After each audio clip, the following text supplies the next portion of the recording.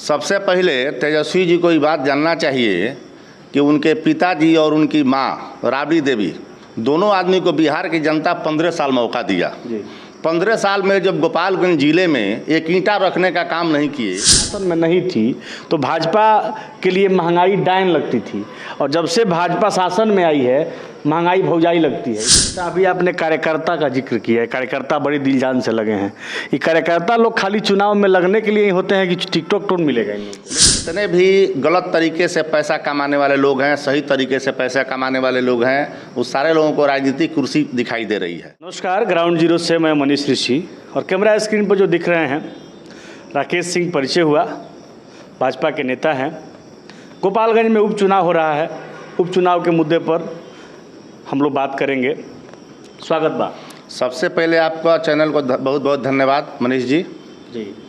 आज नेता प्रतिपक्ष तेजस्वी यादव का कार्यक्रम था गोपालगंज में, उपचुनाव पर बोल रहे थे। उन्होंने कहा कि 17 साल उनको दिए हैं, 3 साल हमको दीजिए, विकास का गंगा बहाएंगे। क्या कहेंगे इस पर? सबसे पहले तेजस्वी जी को ये बात जानना चाहिए कि उनके पिताजी और उनकी माँ राबड़ी देवी दोनों आदमी को बिहार की जनता 15 साल मौका दिया। 15 साल में जब गोपालगंज जिले में एक ईंटा रखने का काम नहीं किए तो गोपालगंज की जनता कैसे विश्वास करेगी कि 3 साल में विकास का गंगा बहा देंगे। तेजस्वी यादव ने एक और बात कहा कि जब भाजपा शासन में नहीं थी तो भाजपा के लिए महंगाई डायन लगती थी, और जब से भाजपा शासन में आई है महंगाई भौजाई लगती है। इस पर क्या कहेंगे? देखिए, महंगाई तो कोई भी सरकार रहेगा तो महंगाई तो होना है, क्योंकि लोगों का आमदनी भी तो बढ़ता है, तो महंगाई तो कोई मायने नहीं रखता है। क्या माहौल लग रहा है आपके नज़र में? गोपालगंज चुनाव बीजेपी बहुत अच्छा मत से जीतेगा, इसमें कोई शक नहीं है, और गोपालगंज के कार्यकर्ता अपने दिल जान से लगे हुए हैं। गोपालगंज का चुनाव कुसुम देवी करीब 25,000 वोट से जीतेगी, इसमें कोई शंका की बात नहीं है। अच्छा, अभी आपने कार्यकर्ता का जिक्र किया है, कार्यकर्ता बड़ी दिल जान से लगे हैं। ये कार्यकर्ता लोग खाली चुनाव में लगने के लिए ही होते हैं कि टिकटॉक टोन मिलेगा इन लोगों को? देखिए, राजनीति का अब व्यवसायीकरण हो गया। जितने भी गलत तरीके से पैसा कमाने वाले लोग हैं, सही तरीके से पैसा कमाने वाले लोग हैं, उस सारे लोगों को राजनीतिक कुर्सी दिखाई दे रही है। कार्यकर्ता लोग सीधा पिछलग्गू बन गए हैं। मतलब जो धन्ना सेठ है उसी को हर लगभग पार्टियां टिकट दे रही हैं। हाँ, तो धन्ना सेठ का नज़रिया कुर्सी पर है, कार्यकर्ता को लोग बंधुआ मजदूर समझ रहे हैं, और उसका परिणाम हो रहा है कि धन्ना सेठ लोग चुनाव लड़ रहे हैं और चुनाव हार कर घर जा रहे हैं। कार्यकर्ता बहुत बड़ी संख्या में कट रहे हैं पार्टियों से। तो कार्यकर्ता का कोई जब काम करेगा, पार्टी का, पब्लिक का, जनता का सुख दुख में जब जाएगा, और जब उसको टिकट नहीं दीजिएगा, चुनाव लड़ने का मौका नहीं दीजिएगा, तो कार्यकर्ता कटेगा, कार्यकर्ता अपने काम में लग जाएगा। बेकार समय क्यों देगा पार्टी में? अच्छा, अभी 15 अगस्त को नरेंद्र मोदी जी, देश के प्रधानमंत्री, लाल किला से भाषण कर रहे थे। उस भाषण में उन्होंने कहा कि हम परिवारवाद को नष्ट कर दिए, परिवारवाद को ख़त्म कर दिए। लेकिन अभी गोपालगंज में जो उपचुनाव हो रहा है उसमें तो परिवारवाद का ही नमूना भाजपा के द्वारा दिखाया गया है। देखिए, गोपालगंज जो चुनाव हुआ 2020 में, वो सुभाष सिंह को जीत जो मिला तो उनके परिवार के लिए वो 5 साल के लिए मिला था, और 2 साल बाद उनकी मौत हो गई तबीयत खराब होने के चलते, तो उसको परिवारवाद नहीं मानेंगे। अगर उनके परिवार में राजनीतिक कद किसी का बढ़ता है, 2025 में उसके परिवार को किसी को टिकट मिलता है, या वो लोग राजनीति से बाहर रहते हैं, तब उनको लड़ाया जाता है, तो उसको परिवारवाद बोलेंगे। जो आदमी जिस परिवार में अगर 20 साल 25 साल से राजनीति कर रहा है, सारे क्षेत्र के जनता का सेवा कर रहा है, हर सुख दुख में लोग जा रहा है, तो उसको परिवारवाद नहीं बोलेंगे मनीष जी। अच्छा, अभी तेजस्वी यादव शहर में रोड शो कर रहे हैं, बड़ी संख्या में लोग शामिल हैं, इसका कितना असर पड़ेगा इस चुनाव पर?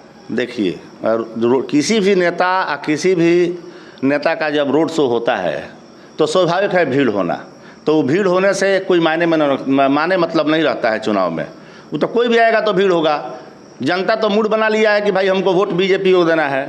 रोड शो से कोई प्रभाव पड़ने वाला नहीं है तेजस्वी यादव से। महागठबंधन में 7 पार्टियां एक साथ मिलकर चुनाव मैदान में हैं, और आज जो कार्यक्रम हो रहा था तेजस्वी जी का, उसमें गाड़ियों का बड़ा हुजूम था, लोग भी बड़ी संख्या में थे। इस पर क्या कहेंगे? देखिए, गाड़ी का जहाँ तक बात है तो नेता लोग तो गाड़ी भाड़ा पर लाते हैं और भाड़ा पर लोग लाते हैं, तो गाड़ी तो कोई मायने नहीं रखता है ना भीड़ भाड़ में। 7 पार्टियों का गठबंधन है, वोट पर असर नहीं पड़ेगा? 7 पार्टी से कोई माने मतलब नहीं है। ये लोग 7 पार्टी का कोई जनाधार नहीं है, इसलिए कोई असर पड़ने वाला चुनाव पर नहीं है। अच्छा, महागठबंधन ने भारतीय जनता पार्टी का जो बेस वोट होता है व्यवसायी वर्ग से, उसी वर्ग से महागठबंधन ने एक शहर के नामचीन व्यवसायी को टिकट दिया है, इस पर क्या कहेंगे? देखिए, आरजेडी के जो उम्मीदवार हैं मोहन गुप्ता जी, उनका राजनीतिक पृष्ठभूमि कोई नहीं है।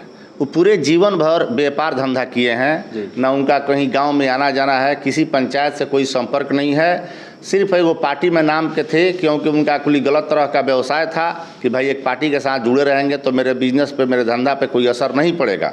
इसलिए उनके लड़ने से कहीं किसी व्यवसायी से उनका कोई तालमेल नहीं है। व्यवसायी हो या कोई भी जनता हो या कोई पब्लिक हो, जब तक उसके दुख सुख में आप आने जाने का काम नहीं कीजिएगा, कहीं उनके व्यवस्था में शामिल नहीं होइएगा, व्यवस्था में जब शामिल होइएगा तब ना उनका सरोकार बढ़ेगा। तो उनका तो किसी से लगावे नहीं है, तो इसलिए कोई असर पड़ने वाला नहीं है व्यवसायी वर्ग पर। व्यवसायी लोग तो सिर्फ भाजपा के साथ है, पूरे देश के व्यवसायी हैं भाजपा के साथ, इसलिए कोई दिक्कत नहीं हो रहा है। राजद का जो एक छवि हो गया था कि राजद अपराधियों को पोसती है, तो कहीं ना कहीं तेजस्वी यादव, साधु यादव, शहाबुद्दीन जैसे लोगों को पार्टी से किनारा करके अपनी पार्टी की जो छवि है उसको सुधारने का प्रयास कर रहे हैं। इसका कितना फ़ायदा मिलेगा उनको? देखिए, जब लालू यादव का परिवार शहाबुद्दीन साहब का नहीं हुआ, साधु यादव का नहीं हुआ, ये लोग आरजेडी के नींव थे, जब इन लोग का नहीं हुआ तो और किसी का होगा? तो इसका मतलब है कि एमआईएम के साथ मुसलमान जा रहे हैं। एमआईएम के साथ आपके पास 70% मुसलमान जा रहे हैं। एमआईएम के साथ मुसलमान तो पूरे सिवान गोपालगंज, पूरे सारण कमिश्नरी का नाराज है। मुसलमान सिर्फ वोट देने के लिए नहीं ना है। महागठबंधन कहता है कि एमआईएम भाजपा का बी टीम है। देखिए, भाजपा, राजद जो बोल रहा है कि एमआईएम भाजपा का बी टीम है, ये गलत आरोप है। भाजपा अपना बी टीम क्यों बनाएगा? भाजपा तो अपने काफ़ी मजबूती स्थिति में है, तो उसको बी टीम की क्या जरूरत है? अच्छा, जीत के प्रति आप कितने आश्वस्त हैं? जीत के प्रति हम 110% आश्वस्त हैं। भाजपा का जीत और गोपालगंज में कुसुम देवी का जीत 110% फाइनल है। अभी हमारे साथ भाजपा युवा मोर्चा के महामंत्री हैं राजेंद्र यादव जी हैं। स्वागत है चैनल में। धन्यवाद। क्या माहौल है चुनाव का? माहौल ठीक है। माहौल पहले से भाजपा का सीट था गोपालगंज, फिर भाजपा को मिलने जा रहा है। कन्फर्म। आज तेजस्वी यादव आए थे। तेजस्वी यादव पार्टी के नेता हैं तो अबे करेंगे, तो लड़ाई है तो नहीं आएंगे। आपको क्या लग रहा है चुनाव में लड़ाई किससे है? देखिए, लड़ाई तो पार्टियों से होती है, उससे कोई फर्क नहीं पड़ने वाला है। लड़ाई हम लोगों से भाजपा का एक तरफा जीत है। पहले भी आप देखे होंगे एमएलसी चुनाव भी उन लोग लड़े थे, पहले भी हम लोग बताए थे कि भाई वो भाजपा का पहला सीट है गोपालगंज, फिर हम भाजपा का ही आया। अभी भी विधायक वाला भी चुनाव हो रहा है, कुसुम देवी ही जीतेगी यहाँ से। माहौल पक्ष में है। आप लोग तो ग्राउंड लेवल पर जाके आप लोग देख रहे हैं, तो पता लगता होगा आप लोगों को। हम लोगों को तो दिख रहा है कि लड़ाई है। हम लोग अस्वस्थ हैं। हाँ जी, चुनाव हम लोग 15 से 20 हज़ार वोट से जीतेंगे। ये उपचुनाव पर हम लोगों का कवरेज था। कैमरामैन विकी के साथ मैं मनीष ऋषि, धन्यवाद।